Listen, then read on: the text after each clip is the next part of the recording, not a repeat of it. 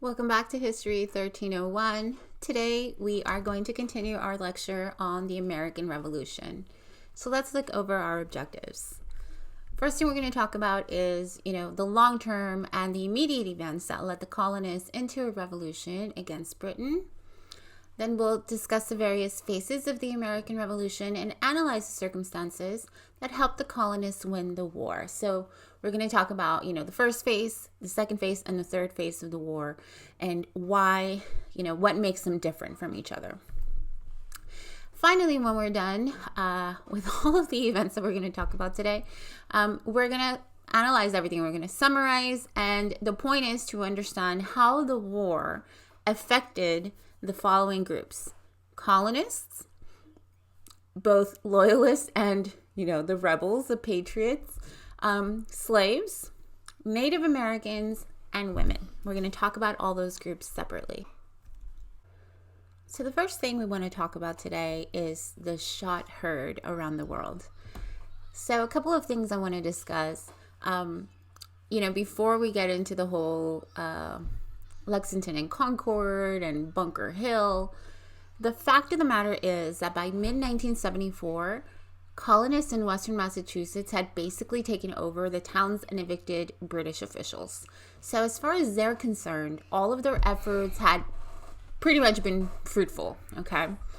Now, the other question too is, why are they doing this? Why are they going along with the rebellion, these arguments? The thing that you have to take into consideration is that the colonists really did believe that the British were going to take away their freedoms. They really did. So basically what happens next is you have the colonists starting to prepare for the worst. This is where the militia comes in, right? You've got the group of Minutemen that are ready to go within a minute's notice. They are starting to build up their gun stockpiles and really just, again, trying to prepare for a possible confrontation, in light of, recent events and continued tension that has been building in the colonies between the colonists, the rebels, and the soldiers that are there. Okay, now the interesting thing about all this is that other colonies are going to follow Massachusetts' leads. Now, what is Britain going to do in response to the colonists' preparations? This is where Governor Thomas Gage, he is essentially going to be pretty alarmed, by the rumors that he's hearing that, they are building up these stockpiles. He hears that there are these barns that are full of weapons and cannons and ammunition. And so he decides that he's going to move on the rebels, okay? The idea here is to seize the weapons, to arrest two of the biggest troublemakers, right? Which is Sam Adams and John Hancock. And so the plan is, he's going to send 700 troops to Concord. But before they get to that, Concord is where they're going to seize the ammunition that they hear that the colonists have begun to collect. And then, but before that, they're going to arrest Adams and Hancock in Lexington. So this is, of course, where, the famous, the British are coming, Paul Revere's ride comes in. Paul Revere and Richard Dawes are gonna alert the colonists to the British movements, that they are coming to arrest these guys, they are coming to take their weapons. And so, of course, he goes on that midnight ride, which you can see here, by looking at this map. This is essentially Paul Revere in the blue. And then you got William Dawes. I'm sorry, I had said Richard Dawes earlier. William Dawes in the purple. Okay, so what happens along the way? Well, they're trying to alert these guys that the British are coming to arrest them, that the British are coming to take their guns and stockpiles. And it's just going to set off a whole bunch of alarms because this is exactly what they've been afraid was going to happen. When they get to Concord, right, it essentially also Revere, Dawes, and Prescott are stopped right here by the British patrol. and Revere is actually captured. But when they get to Concord, this is where things get interesting, because at Concord, the Minutemen, these are regular guys. They're like farmers and stuff like that. A lot of them don't even have weapons. They've got like pitchforks and, whatever they could find. But essentially, they are totally outmanned. Remember, they are going up against the most powerful army in the world. Those are career soldiers. They know exactly what they're doing. They're trained for this. And these guys are just, they believe that they are defending their land. They are defending their freedoms, their liberties. They are doing what any good citizen would do. But the confrontation is going to come at North Bridge, right, which is essentially Concord, where inadvertently they are going to open fire on the British. Part of what's interesting about Lexington and Concord is that it didn't have to happen this way, or it wasn't supposed to happen this way. It wasn't planned this way. These guys go out there thinking that their worst fear is coming true, and they are met with British opposition. They are met with these British troops who, remember, are professional soldiers. They are disciplined, and they're there to essentially put an end to all of this once and for all. So you have this essential standoff, where you have these group of, regular guys face to face with the British. And essentially the Minutemen, right, these colonials, they are told to stand down and go home. And they do. And they start to retreat. They start to, back out of this situation that they find themselves in. And this is where it gets interesting, because it is believed that one of these guys, perhaps, walking backwards, might have tripped, and accidentally his gun could have gone off. And this is what sets into motion the series of events where, somebody's rifle accidentally goes off and everybody else responds to that. So then you have, where the shot heard around the world is where, these colonists are essentially shooting at the British, and the British are shooting back. This isn't like the Boston Massacre. This is an actual, altercation between troops and civilians. And at the end of it, there's 95 casualties to the American colonists. And then as the British are retreating, the colonists are essentially going to put into effect this tactic known as guerrilla warfare, where, let me show you the map that we had over here a second ago.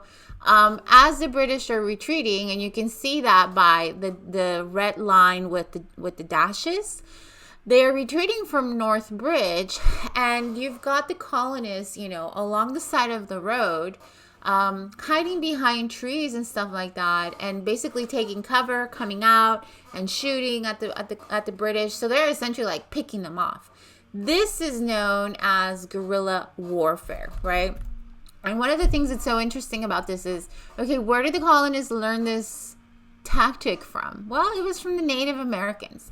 And it became very useful in terms of, when it comes to fighting the British, they're not going to want to fight the British face to face, the way that the British are used to, because that's not going to work for the colonists. It's not going to work. So guerrilla warfare works in this case. They deal a devastating 273 casualties to the British, 73 dead. And this is why it's known as the shot heard around the world, because when the rest of the world heard about this, it sent shockwaves. I mean, they just couldn't believe it. Britain couldn't believe it. But before we get into Britain's reaction, let's talk about what the colonists are going to do first in response to Lexington and Concord. So remember, we've already had the first Continental Congress. Now, after Lexington and Concord, essentially you're going to have a reunion again of all the 13 colonies except Georgia. So technically there's 12. Then they're going to meet in Philadelphia. And again, this is in response to the events that unfolded at Lexington and Concord. So what's the plan? What's the purpose of the Second Continental Congress, which took place on May 10th, 1775? Well, it's essentially to agree to prepare. We've already had an actual skirmish, right, here in Lexington and Concord. And so the plan is to prepare for all of the colonies to essentially respond in unison, right? They agree to raise an army, and they need to pick a commander-in-chief here. So they're going to pick George Washington. Now, George Washington is the key because for several reasons, right? Number one, he's a leader and stuff like that. He's got the most experience technically, even though it's not the best military experience, right? Because of the French and Indian War. But he is a very, well-known, respected, wealthy member of the colonies. And not only that, but he's a Virginian. And they chose him on purpose because of that. Let me explain. Most of the events that have been taking place in the colonies have been taking place in Massachusetts, have been taking place in the North. Part of the reason why they chose Washington, yes, it's his experience. Yes, it's his reputation, all of that stuff. I mean, people will follow Washington wherever he goes. But it's also because he's a Virginian. And by choosing him, this is going to get the Southern colonies support, right? Remember that part of the problem with the colonies was that they failed to kind of identify with one another. And while they're building colonial unity, if you were from South Carolina, for example, a lot of the stuff that's going on, it's going on like really far from where you live. So why would I care? Why should I care? Why should I involve myself in what a bunch of Yankees are doing? And so by picking Washington, it is a way of ensuring that the Southern colonies are going to be just as invested in this movement as well. Now, at the same time as the Second Continental Congress is putting this together, John Dickinson is actually preparing what is known as the Olive Branch Petition, which is essentially like a love letter to England. I mean, essentially trying to say how lucky the colonists are to be, a part of the British Empire. It is a last-ditch attempt at, preserving the peace and trying to keep King George happy, to stop him from sending any more troops. We're trying to make peace, I guess, is what he's trying to do here. Now, although most of the people in the Continental Congress do not agree with John Dickinson's sentiment, they allow, for this letter to be written and sent to him out of respect for Dickinson. But the ironic thing about all this is that when King George actually receives the letter, he's also heard about Lexington and Concord. And so he is pissed. He doesn't open the letter. He wants nothing to do with it. He basically declares these guys traitors and, orders thousands of troops to the colonies to essentially put down this rebellion once and for all. Okay, so let's do a quick review of what we've been discussing so far. Match each of the following influential groups with its description. So we've talked about the committees of correspondence, the Privy Council, the Second Continental Congress, the Stamp Act Congress, the First Continental Congress. So let's see. I've got a list of descriptions here. A group of close advisors to the crown who offered suggestions on how to exercise executive authority. That is the Privy Council, right? Remember, this was after the French and Indian War. That's your answer right there.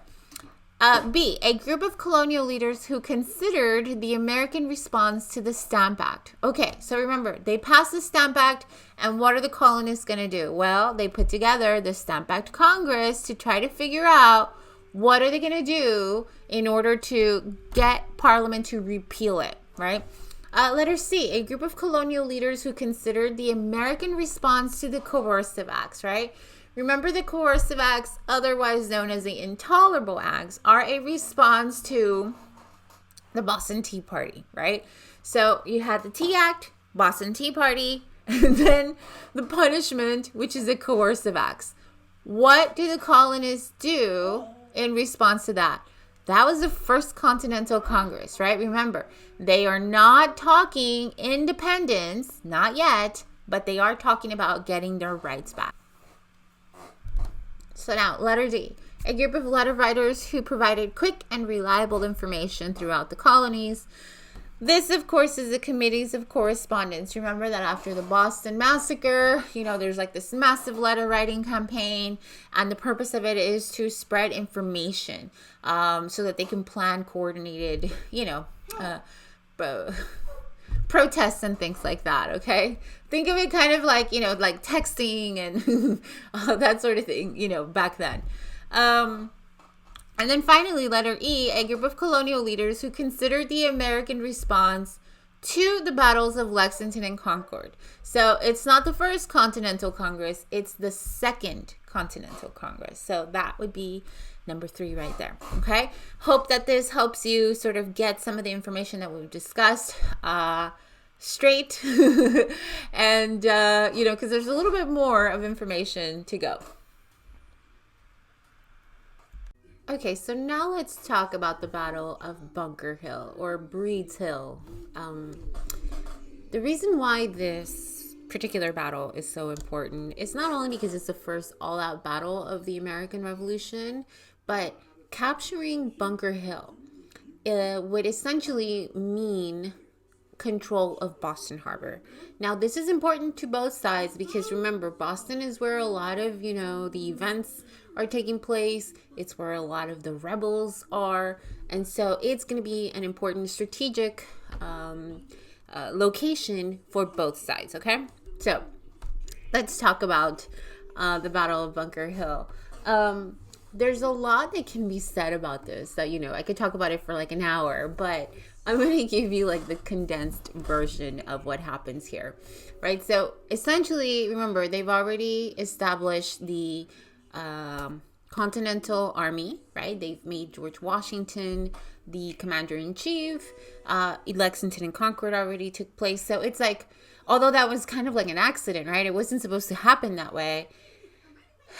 Tension is rising, and you've got thousands of troops coming into the colonies from Britain. Okay, so if I had a map right here, I would show you, and if we were in class, I would have totally drawn a map on on the whiteboard. But anyways, so you got Bunker Hill right here, and you've got all of these British Navy and stuff like that essentially around it, and both sides are going to want to take control of it, and so they're getting ready to fight the next day.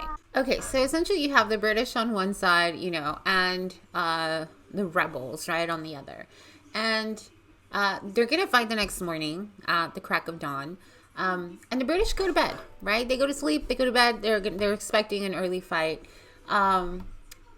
The colonists, on the other hand, they're going to work through the night. And what they're going to do is they're going to dig out a trench, okay? And as they're digging out this trench, in the process, they essentially they create this like 6-foot wall of dirt that wasn't there the night before. So when the British wake up the next morning, they're like, okay, getting their tea or whatever, getting ready to fight, and they see this 6-foot wall of dirt that wasn't there the day before, and it's like, what just happened here? And to be honest, like, the British were low-key a little bit impressed, right? Because these British troops, they're supposed to be the professional soldiers, and they just slept through the night. And these colonials, right? I mean, they have no discipline, according to them. And they were able to put this together in a matter of hours. And now, why is this important? Because now the colonists have the advantage of height, okay? And so if you know very little about, fighting and war and tactics and things like that, you never want to fight an uphill battle. Never. It is, think of like D-Day and stuff like that, right? And beaches of Normandy. It is very difficult to do because essentially, the person that has the upper hand is up on top because they can shoot down at you. making,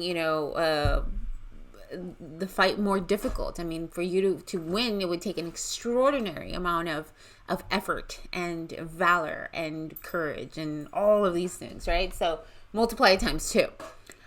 One of the best examples I can give you this is like one of my personal favorites, because the first time that I read about Bunker Hill, I was like, oh my God, this sounds just like a movie, one of my favorite, series, sagas in Star Wars. And I don't know how many of you guys are Star Wars fans, but I absolutely am. And one of my favorite scenes ever is the part where Anakin fights Obi-Wan. Okay, and so those of you that know what I'm talking about know what I'm talking about, right? There's this part where, I mean, it's like this whole like 20-minute fight scene. It's like amazing. They're in a volcano. It's like so much action. But then they get, to the side of the volcano, and Obi-Wan basically does like this flip over him, and Anakin's like near the edge of, the whatever, the dirt and the lava river. And Anakin tells him, what does he say, right? Those of you that know, right? It's like, it's over, Anakin, right? I got the high ground.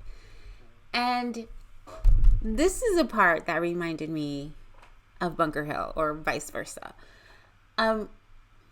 What does Anakin say to Obi-Wan? He's like, you underestimate my power, right? Like all crazy mad. And the thing about that, why am I reminding you about this? The reason why I'm telling you about this is because the colonists have the upper hand. And the British should, they go on ahead and they charge Bunker Hill. First they try to, launch a bunch of cannons from the shore, from those ships, no effect. And then, but they decide to charge. And this was a big mistake because it cost them, 1,000 men in the first hour, because you got the colonists up on top, essentially picking these guys out one by one. And, the colonists are seeing this, and, no matter what the British are doing, it's just not working. They're not able to take Bunker Hill. The colonists control it. The colonists are winning, and the colonials just can't believe it. They're like, oh my God, we're winning. And so, again, why do the British do this? Cue Anakin Skywalker, right? You underestimate my power. It is highly unusual for the British to fight uphill, right? It's uncommon. It's not strategically sound. So why do they do it? They do it because they look at the colonists like, yeah, right. Like, you underestimate my power. You're a bunch of nobodies. You're a bunch of ragtag group of guys who don't even have proper uniforms, don't have proper weapons, don't have anything. We can take you. Right? But then look what happens to Anakin in the end, right? He ends up like zoom on the wrong side of that lightsaber, missing an arm and a leg and, whatever, right? And then you get Darth Vader. But anyways, no spoiler alert, right? I mean, the movie's been around long enough. You should have seen it already. But anyway, so Bunker Hill, strategic for both sides. The colonists are going to build that trench, gives them the height of advantage. British pursue it anyways, right? Very uncommon for them. But again, their, how should I say, their confidence and really the lack of respect that they have for the colonists that, you underestimate my power, really demonstrates that they're going to charge it anyway. So, when we look at the numbers here, they did kill around 400 Minutemen, which is a third of the troops. So big casualties right there. But they also, the colonists also inflicted major casualties on the British as well. Okay. So what ends up happening at Bunker Hill? Who wins? Well, like I said, the colonists are winning. They're winning. And then... And then they run out of ammo. And what do you do, right? What do you do? I mean, do you stand your ground? Do you just stay there and get slaughtered? I mean, it's like literally, it's like click, click, there's nothing. the only sensible thing to do at that point is to run away, right? Which is really kind of telling, because oftentimes whenever the colonists do engage with the British, often they resort to running away. And while that might be, kind of humiliating, it is strategically sound, because at the end of the day, hey, you might have lost the battle, you might have lost Bunker Hill, but you get to fight another day, and the revolutionary movement continues, okay? So, why is the Battle of Bunker Hill important? First all-out battle of the Revolutionary War, right? Lexington and Concord is this shot heard around the world, but that wasn't a planned battle. I mean, they could tell that something could happen, but remember, they had started to retreat. It was a total accident. However, with Bunker Hill, both sides know it's coming. Both sides want control of Boston Harbor. But when the colonists run out of ammunition, the British take it, okay? Which, again, is also very telling of, what's going to happen in that area. Because the whole, New York, Boston area is going to continue being controlled by the British until the end of the war, okay? So, another major significance of the Battle of Bunker Hill is that even though the colonists lost it, well, I mean, they lost it, but they lost it because they ran out of ammunition. I mean, deep down, they know that if they, didn't have that disadvantage, maybe, they could have won. And so this is going to help to build strength within the colonists, pride, competence. They believe now more than ever that they might just have a chance at this. They might be able to make it work, okay? Before we get into Thomas Paine's common sense, I think it's worth mentioning that even at this point in the war, so to speak, that there was still a lot of colonists that did not support a war with England, did not support total independence. But this pamphlet, Common Sense, essentially, spelled out the arguments for breaking away with England in a language that was simple, that was easy to understand, in essence, common sense for, common people, for regular people. Yes, the arguments that, justified breaking away with England came from Enlightenment ideas and some really elevated stuff. But at the end of the day, when Thomas Paine wrote this pamphlet, he did it in a manner that made it super simple to understand, which is why it's called Common Sense in a way. The 2 points that he argued in his book were independence from England and the creation of a democratic republic.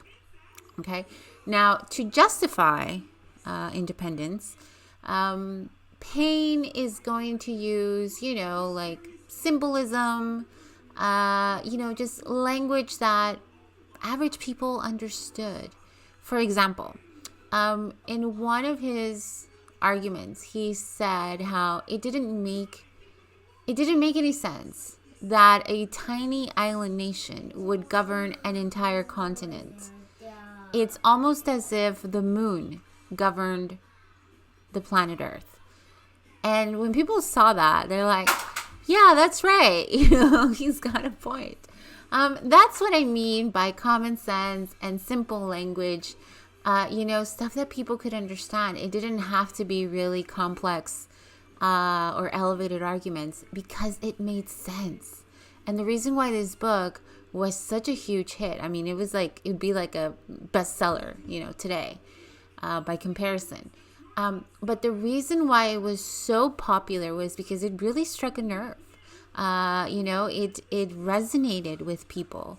The way that, for those that were on the fence, that were undecided about whether or not to support an independence or revolution against Britain, this book essentially sealed the deal, right? It was like the final nail in the coffin for England. And it just made it so easy for people to go, yeah, you know what? I've got no argument for that. And that's why it was such a powerful and influential piece of literature. So much so that, Washington would like carry it around, and along with other of Thomas Paine's works, a poem about, like America. He would use it to read to his men to kind of, boost morale when things were really, really bad. I'm talking like Valley Forge, bad. So yes, hugely important, huge contribution to, justifying the independence movement. It's an interesting too backstory, because when it comes to Thomas Paine, T-Paine, as I like to call him, Thomas Paine, he was not a colonist per se. He was from England, and he was kind of disillusioned and disheartened, by a lot of the problems in British society. And anyway, so, he had a bone to pick with them too. So he was absolutely happy to be able to contribute to the cause, and that he did. Okay, so let's talk about the long-term causes of the American Revolution. Here we've got two very, very simple reasons why. The first is, remember, this goes all the way back to Unit 1, all the way back to European exploration and colonization. As the colonies formed and grew and more people transferred over here, a unique American identity began to form. Yes, they were subjects of England. Yes, they were proud British citizens. However, they just grew up totally different here. It goes all the way back to Jamestown, right? And at this point, we're talking 1774. It's been 167 years since Jamestown. And there is this deep, deep connection to the land, to America. The colonists are finally starting to see themselves as a class different, a different breed of people than those back home in Britain, okay? They're starting to see themselves as Americans. The other sort of long-term cause for the war has something to do with the American economy. So remember that at the beginning, we talked about the triangular trade and how the colonies were basically established for making money for, their mother country. And, but again, as the colonies grew and they became more independent, and especially with the whole protests and boycotts and stuff like that, whole sectors of the American economy were becoming totally independent from England. In other words, they didn't need to rely on imports from England in order to do business or to succeed or to have, furniture or food or clothing or any of the, things that you and I are used to having, your staples. The American economy had essentially become pretty well-rounded. They had it all. They could make things for themselves. They were not just some little colony that was dependent on the British for help. And when we look at all of these things, in light of what was at stake, these are two very important reasons why the Americans were not simply willing to give it up. They didn't want to go back to, how things were before. They'd already gotten like a taste of independence, and they wanted to keep fighting for it. So those are long-term reasons for the war and why people essentially supported independence. The other thing as well, we have immediate causes. So 3 main points I want to talk about. First, the Whiting War, right? So as the fighting is spreading and there's more skirmishes, there's more people being affected by it. Again, this is making people make a decision on which side to support. The other thing as well is Britain's unwillingness to compromise, right? King George III growing more and more impatient and angry, just more and more unwilling to compromise with the colonies. Remember, he rejected the Olive Branch Petition, the colonists in rebellion, and hires a bunch of German mercenaries known as Hessians. So these are soldiers for hire. Third reason why, more and more Americans supported going to war is because a significant shift took place when it comes to American opinion. Like I said, more aggressive policies, no possibility or a shrinking possibility of going back to salutary neglect, an increase in violence. This is part of the reason why, for those colonists that had been on the fence, that were undecided, that didn't want to go to war initially or didn't know what to think, as the war widened, as Britain was less and less willing to compromise, this created a shift, and more Americans began to see that maybe Britain was in the wrong. And so, those are your immediate causes for why Americans supported going to war. Okay, let's talk about the American independence, the Declaration of Independence. First things first, Thomas Jefferson was the primary author, right? I mean, the guy wrote it like in a day, right? So puts us all to shame, right? Think about that next time you are writing, working on an essay or something for a class, and you're just like, oh, I don't know what to get. I don't know what to write. He wrote it in a day, okay? He also, the way that it was written out, we got the preamble, like the reason why it was written, the indictment, which is, the colonists' view of government and how it should function. And then, of course, your list of grievances, right? At the end of it all, what do? They declare their freedom, right? For the world to see, for the world to know. And on July 4th, 1776, that is when Congress approves the Declaration. Jefferson, I believe, he wrote it on the 2nd. They did slight alterations, like they took out the part about blaming Britain for introducing slavery. They're like, no, we're not touching that one. So he wrote it on the 2nd. Congress made slight alterations and then finally approved it on July 4th. 1776, okay? And when that happened, I mean, bells are ringing, people are cheering on the street. The people topple this, recently erected statue of King George III. They pulled it down. They cut off its head. They stuck its head on a pike, in the middle of the plaza.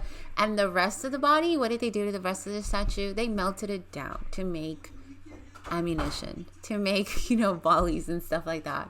They didn't want another Bunker Hill to take place, for sure. Okay, you guys, so I think this is actually a pretty good stopping point. The last part of this lecture is going to just be specific about the first phase, second phase, third phase of the war, and the conclusion. I hope that you will join me for the next one. I promise to post it real soon. And I hope you have a great day. See you later. Bye.